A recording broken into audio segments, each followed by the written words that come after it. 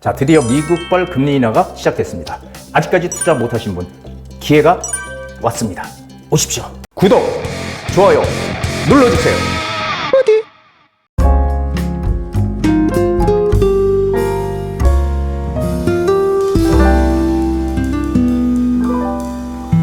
부동산 DJ. 안녕하세요.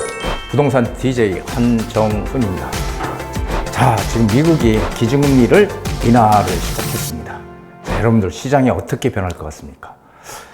미국발 금리 인하 이제 시작됐는데 본격적으로 부동산 시장 어떻게 될까요? 거기에 대한 궁금증 해답 오늘 다 풀어드립니다. 자, 먼저 세미나 공지할게요. 10월 2일 날 수요일 오후 2시입니다. 바야흐로 이제 10월 달로 드디어 이제 들어섰습니다. 시장은 빠르게 변하고 있는데 그 빠르게 변하는 속도에 우리가 따라가지를 못하고 있죠. 자, 10월 2일 수요일 오후 2시고요. 2시부터 진행을 합니다. 제가 하는데요. 주제가 오늘 상당히 중요합니다. 여러분, 서울 마지막 남은 한강변 역세권 1억대 투자처를 공개하는 시간을 준비했습니다. 자, 지금 서울의 모든 지역들을 보면은 모든 지역 재개발 재건축 다 진행하고 있죠. 다 진행하고 있습니다. 그리고 서울의 외곽 지역조차도 우리가 재개발할 수 있는 모아타운이라든지 이런 곳에 빌라를 투자하려면 1억 초반대, 1억대 들어갑니다. 하지만 제가 말씀드리는 마지막 남은 한강변 역세권은요, 중심권이에요. 중심권의 마지막 남은 노른자위 지역을 공개하는 그런 시간들을 준비했습니다. 자, 하반기 들어서 부동산 시장이 어떻게 될 건가는 제가 계속해서 말씀을 드려왔고요. 그리고 올 초부터 지금까지 흐름을 계속 저희 강의를 들으셨던 분들은 제 말이 맞았다는 것을 분명히 인식을 하시게 될 겁니다. 자, 앞으로도 계속해서 미리 선제적으로 제가 시장의 상황에 대한 얘기들을 계속 해드릴 텐데 거기에 맞춰서 우리는 어떻게 하면 이익을 극대화할 수 있는지 거기에 포커스, 즉 초점을 맞추셔야 되는 지금 정말 중요한 시기가 우리한테 지금 온 것입니다. 이 중요한 기회, 이런 기회가 왔을 때 한 번에 잡을 수 있는 그런 마인드가 정말 필요한 그런 시점입니다. 자, 미국이 기준금리를 인하했습니다. 미국이 기준금리를 인하해서 뭐 여러 가지로 부동산 시장 좋아지겠네 이게 아니고요. 진정한 속뜻을 알아야 됩니다. 미국이 금리를 인하했다는 것은 세계 경제의 지각 변동이 이제 시작됐다라는 얘기입니다. 지각 변동. 정말 무서운 얘기죠. 지각 변동이 시작됐다. 자, 양적 긴축에서 포인트는 이겁니다. 양적 완화로 방향이 전환이 이제 됐다는 거예요. 언제? 바로 9월 달에 이제 전환이 됐습니다. 자, 전환이 되면요, 어떻게 돼요? 모든 나라들이 일제히 양적 긴축에서 양적 완화로 이제 전환이 될 겁니다. 그렇게 되면 어떻게 해요? 금리를 다 내리겠죠. 금리를 다 내리면 우리나라는 어떨까요? 우리나라도 금리를 당연히 내릴 겁니다. 단지 금리를 언제 내리냐의 문제인데 그건 조금 이따 보고요. 금리가 낮아진다는 의미는요. 금리가 낮아진다는 의미는요. 우리가 은행에서 돈을 빌려서 뭐 사업에 투자하거나 가게에 보탬이 되도록 우리가 은행에서 돈을 빌리죠. 가게 생활비로 쓰든지. 좌우지간 그러면 이자 비용이 금리가 낮아지면 이자 비용이 감소하게 되고요. 그리고 개인은 소비를 늘리게 됩니다. 그렇죠? 이자가 싸지니까 소비를 더 늘리게 되죠. 그리고 기업은요, 투자를 늘립니다. 투자를, 고용을 늘리고, 그렇죠? 생산을 더 늘리고, 투자가 증가하게 됩니다. 그렇게 되면 어떻게 돼요? 경제 활동이 활발하게 되죠. 그래서 경제 활성화에 기여하게 되는 것입니다. 금리 인하는. 자, 그래서 이 금리가 인하된다는 의미는요, 우리 경제가, 금리가 낮아지면 낮아질수록 경제에 활력이 돈다. 이런 얘기로 우리가 받아들이면 되겠습니다. 자, 그렇다면은 미국이 기준금리를 우리가 올렸던 이유 다 아시죠? 미국이 우리 경제는 두 가지죠. 하나는 물가를 잡느냐 아니면은 경기를 살리느냐 이 둘 중에 하나인데요. 미국은 경기를 살리는 걸 포기하고요. 금리를 낮추는 걸 선택했습니다. 왜요? 미국의 소비자 물가가 40년 만에 9.1%까지 어마어마하게 솟은 거예요. 소비자 물가가. 그러니까 전부 이 서민들이나 이 생활고가 상당히 어려워졌죠. 그렇기 때문에 금리를 어떻게든지 낮춰야 된다. 물가를 어떻게든지 잡아야 된다. 그래서 금리를 지속적으로 올렸죠. 그러다 보니까 전 세계가 긴축, 돈의 양을 줄이는, 금리를 올리게 되면 소비, 생산, 고용 이런 게 다 줄어들죠. 그렇게 되면 어떻게 돼요? 줄어드니까 돈이 시중에 마르는 겁니다. 돈이 시중에 말라서 돈을 쓰지를 못하게 해서 소비자 물가를 잡기 위해서 계속 기준금리를 올렸던 거죠. 그래서 물가 잡기로 방향을 그 당시는 전환을 했었죠. 한 2년 반 동안 물가 잡기로 계속 전환을 하다가 자, 물가가 이렇게 올라서 미국이 그런 조치를 취한 거죠. 그래서 미국의 목표는 뭐예요? 2%대까지 소비자 물가를 2%대까지 끌어내리겠다는 게 미국의 목표였습니다. 근데 지금요, 2%대 근접하게끔 지금 목표로 가고 있죠. 아직까지 2%는 안 됐지만 2%대로 지금 떨어져 있습니다. 그래서 이제 어느 정도 미국이 예상했던 그런 것까지 왔다라고 지금 생각을 하고 있고요. 자, 기준금리가 높으면 어떻게 돼요? 금리가 높으면 반대로 은행에서 우리가 돈을 빌리고 할 때 이자 비용이 증가하게 되죠. 이자 비용이 증가하게 되면 개인은 소비를 줄이게 되고요. 기업은 투자가 감소하게 됩니다. 고용도 줄이게 되고요. 생산도 덜 늘리게 되죠. 그렇죠? 그래서 경제 활동이 위축이 돼서 경기 둔화로 빠지는 그런 과정을 겪는다는 거죠. 그래서 지금 전 세계적으로 경기들이 상당히 안 좋습니다. 미국 빼고, 미국만 빼고 나머지 대부분의 나라들은 경기가 별로 좋지 않아요. 그래서 이게 바로 기준금리를 계속 금리를 올렸던 이런 가장 큰 이유로서 상당히 경기가 안 좋았었죠. 자, 그렇다면 미국의 기준금리를 보통 우리가 금리를 내리거나 올릴 때 0.25%를 내리거나 올리는 게 가장 보편적입니다. 그렇죠? 그런데 B컷이라고 해서 0.5%를 한꺼번에 내리는 강수를 썼어요, 지금. 그리고 또 올 하반기까지, 12월까지 최소한 2차례 정도는 내릴 것이다. 이렇게 지금 예상들을 하고 있죠. 내년에도 내릴 거예요. 기준금리는 어떤 상황이라고요? 양적 긴축에서 양적 완화로 전환이 됐기 때문에 이제는 돈이 시중에 많이 풀리는, 즉 금리가 계속 서서히 내려가는 이제 그런 전 세계적인 그런 모멘텀이 지금 형성이 이제 될 것이다라는 겁니다. 자, 금리를 5%를 내린 이유, 0.25%만 내려도 될 것 같은데 0.25%. 그렇죠? 본래 금리는요,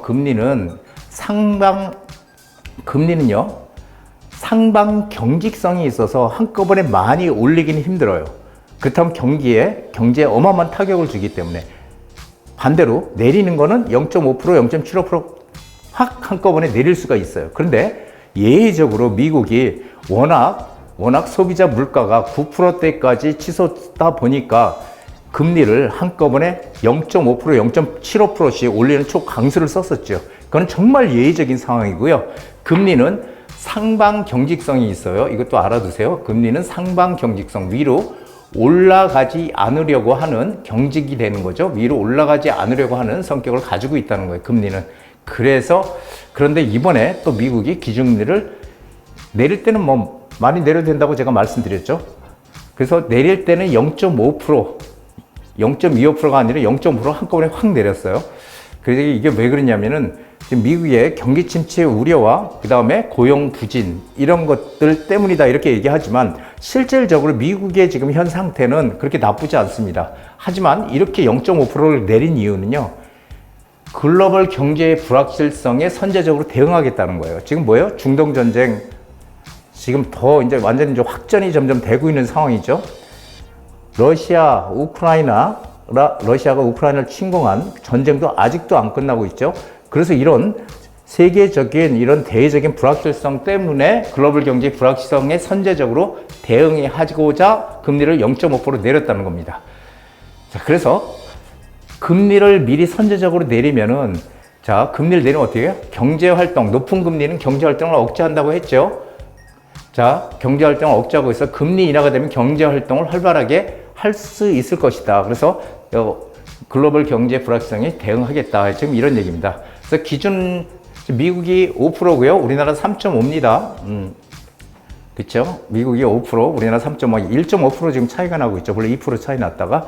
그래서 기준금리가 이제는 좀 좁혀졌어요. 1.5%. 그래서 한국은행에서도 이 기준금리를 운영하는데 좀 더 좀 여유가 좀 생겼다 이렇게 지금 얘기를 드릴 수 있겠습니다. 그래서 지금 이렇게 미국이 금리를 선제적으로 내리는 거 이게 일시적인 게 아니고요. 앞으로 계속 지속적으로 이렇게 내릴 것이다라는 것도 염두에 두셔야 됩니다. 자, 그럼 우리도 이제 금리 인하 시작할까요? 자, 많이들 궁금하시죠? 우리가 금리 인하 시작할까요? 예, 금리 인하 합니다. 단지 우리 그 회의가요, 한국은행에서 10월 달, 11월 달에 회의가 있는데 10월 달 인하 가능성이 80% 정도 되고요. 11월 인하 가능성이 20% 정도 됩니다. 그래서 10월 달에 인하할 가능성이 지금 상당히 크다. 그런데 문제는 한국은행의 금통위죠. 금융통화위원회의 문제는요. 이게 이 경제 지금 상황을 보면은 내리는 게 분명히 맞아요. 맞는데 그런데 지금 주택가격 상승, 지금 주택가격이 계속 상승하고 있죠. 물론 상승 여력이 조금 낮아졌다고 하지만 역시 지금 상승을 계속하고 있습니다. 그리고 가계부채가 지금 발목을 잡는다라는 거예요. 그래서 경제 상황 보면 내리는 게 맞는데 이거 주택가격 오르지 가계부채도 지금 늘어난다고 하지. 그러니까 이게 지금 내려야 되냐 말아야 되냐 지금 고민이 지금 많다는 겁니다. 그럼에도 불구하고 대세는 절대 거스를 수 없다는 거예요. 그래서 결국은 한은도 고민을 하다가 10월 달에 인하할 가능성이 거의 8, 90% 된다. 그리고 아니면 11월 달 인하 가능성 20%. 저는 10월 달 인하 가능성이 한 80%를 걸고 있습니다. 우리 투자자들은요, 어디 지역에 뭐 임장을 다니고 이런 것들은요, 제가 여태까지 부동산 오랫동안 30년을 넘게 했지만 그런 것들은 하나의 부수적인 겁니다, 여러분. 시장이 어떻게 움직이는지를 확실히 알아야 우리가 투자도 할지 말지를 결정할 수 있는 거죠. 그런 것도 아예 모르고 현장에 왔다 갔다 하는 거, 이건 정말 의미 없는 일이라고 저는 항상 말씀을 드립니다. 자, 투자자는 시장 흐름을 정확하게 읽을 수 있어야 돼요. 근데 제가 말씀드렸듯이 모든 지표가 뭘 가리켜요? 상승을 가리키고 있어요. 그래서 지금 추세가 상승 추세예요. 근데 상승 추세인데 여기에 뭐가 지금 들어왔어요? 대출 규제가 들어왔잖아요. 대출 규제.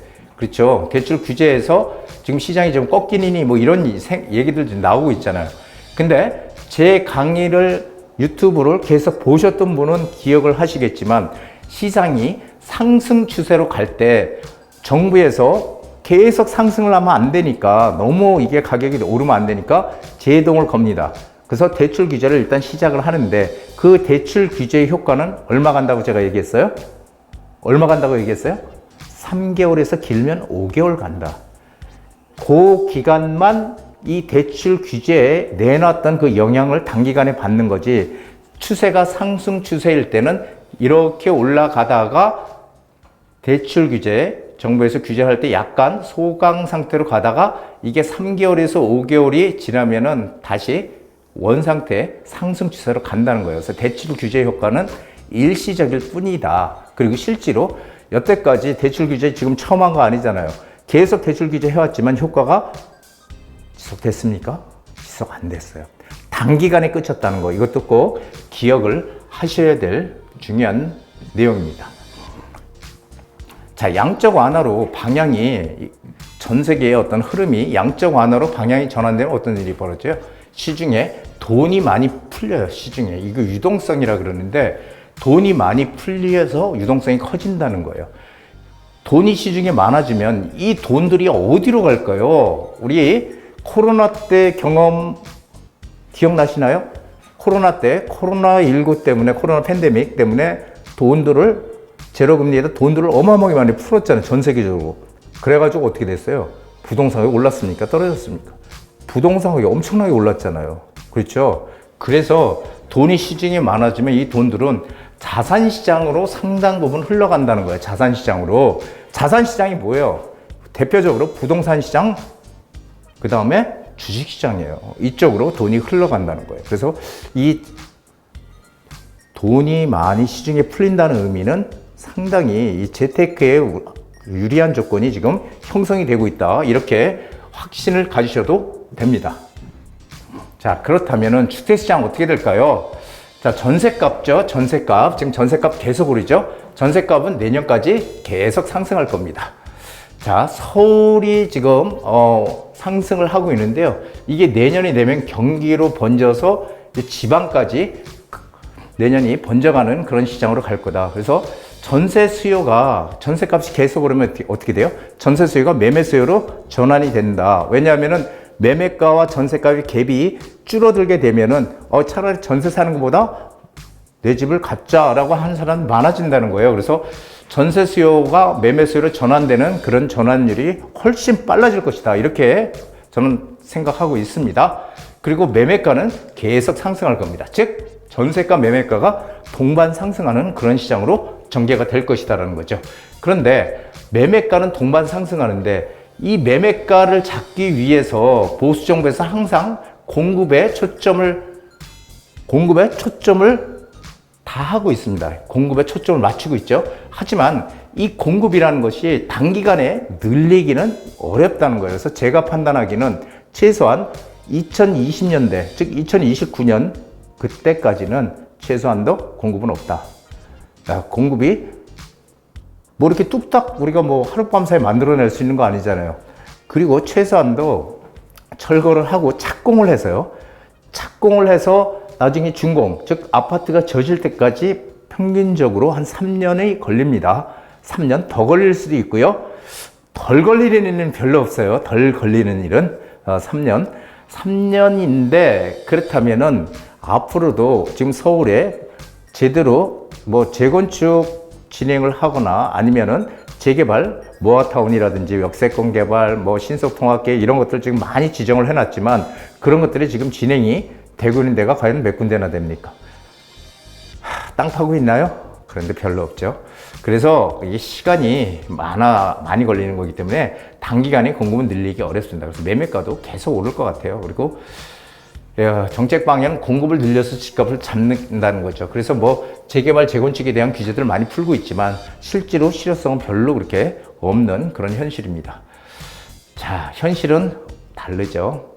재개발과 재건축, 우리 여기에 집중을 해야 됩니다. 왜? 정부 정책 방향대로 우린 쫓아가야 되잖아요. 정부 정책 방향. 정부 정책 방향은 재개발과 재건축이잖아요. 그러면 재개발과 재건축의 해답이 있어요. 그 쌈짓돈을 목돈으로 만들 유일한 해법이 저는 재개발에 있다고 보여져요. 재건축은 내가 돈이 많으면 유망지역, 좋은 지역에 얼마든지 투자할 수 있지만 그건 돈이 너무 많이 들어가요. 하지만 재개발은 정말 잘 판단을 잘 하게 되면은 작은 1억대의 투자 금액으로도 우리가 아파트 값이 나중에 지어지면 비싸잖아요. 그런 지역을 들어갈 수 있는 거예요. 그래서 1억대 투자해가지고 20억 넘는 그런 아파트를 받을 수 있는 유일한 그런 기회가 재개발에 있다는 겁니다. 그래서 재개발에 투자라는 거지, 돈이 내가 여력이 많고 재산이 많아요. 그렇다면 현금이 많아요. 그렇다면은 재건축에 투자하세요. 하지만 그 재건축은 어디요? 외곽에 절대 하면 안 된다. 중심 지역에 투자를 해야 된다는 거예요. 재건축은 돈이 많이 들어가는 대신 중심 지역에 투자를 해야지 거기서 우리가 이익을 낼 수 있지 외곽 지역은 안 됩니다. 왜냐하면 지금은 사업성 문제 때문에 제대로 진행이 되지가 않을 거예요. 다들 된다고 하지만 안 됩니다. 진행될 곳은 정해져 있어요. 하지만 재개발은 아직도 소액으로 1억대 투자로 입지가 좋은 그런 곳을 들어갈 수 있는 기회가 열려 있다는 거죠. 하지만 그런 기회가 계속 열려 있습니까? 그렇지 않다는 거예요. 그런 기회가 열려 있을 때 우리는 빠르게 움직여야 된다는 거죠. 그게 바로 선제적인 투자입니다. 그래서 쌈짓돈을 목돈으로 만들 유일한 해법이 어디에 있다고요? 재개발에 있다는 거죠. 그럼 재개발 이루고 나서 이제 어디에 투자를 할 것이냐를 우리는 찾아야 된다는 거죠. 1억대로 투자할 수 있는 그런 좋은 곳들도 아직까지는 시장에 있다는 거죠. 그런 곳을 우리는 공략을 해야 된다. 빠른 시간 내에 들어가야 된다. 이런 얘기를 드리는 겁니다. 자, 10월 2일 세미나요. 서울 마지막 남은 한강변 역세권 1억대 투자처 공개입니다. 자, 많이들 오셔서 정말 여러분한테는 좋은 기회가 되고 선물이 되리라고 저는 확신을 하는 것입니다. 자, 성공적인 부동산 투자자가 되려면 당신의 시장의 변화를 예측할 필요는 없다. 단지 그 변화에 맞춰 자산을 준비시키면 된다. 토니 로빈스. 자, 이게 제가 어떤 말씀 드렸죠? 시장의 변화를 우리가 읽어야 된다. 흐름을 알아야 된다 얘기하죠. 하지만 예측할 필요가 없대요. 이건 누가 예측해요? 이건 전문가가 예측해요. 전문가. 그렇죠. 전문가가 이 시장 예측을 하고 그 시장 예측대로 우리 대중 투자자들은 따라서 움직이면 됩니다. 즉 제가 어떤 얘기를 했을 때 제 강의를 오랫동안 들으셨던 분들은 제 말에 따라서 움직이시면 되는 거예요. 그러면 돈을 벌 수 있는 기회가 열리는 겁니다. 저는 오랫동안 했기 때문에 여러분들에게 확신을 가지고 여러분들의 성공을 위해서 항상 재개발에 대한, 재건축에 대한 얘기들을 하고 있지만 많은 분들이 사실은 투자에 대한 어떤 그 두려움 이런 것들 때문에 제대로 못하고 있죠. 자, 이번 기회에 오시면은 그런 불안감 이런 것들을 다 해소해주는 그런 시간들을 준비하도록 하겠습니다. 제 강의가 마음에 드셨으면 구독, 좋아요 꼭 눌러주세요. 한정훈의 부동산 DJ에서는 여러분들의 고민을 기다립니다. 영상을 보시고 투자에 관심 있으신 분은 지금 바로 연락 주시기 바랍니다.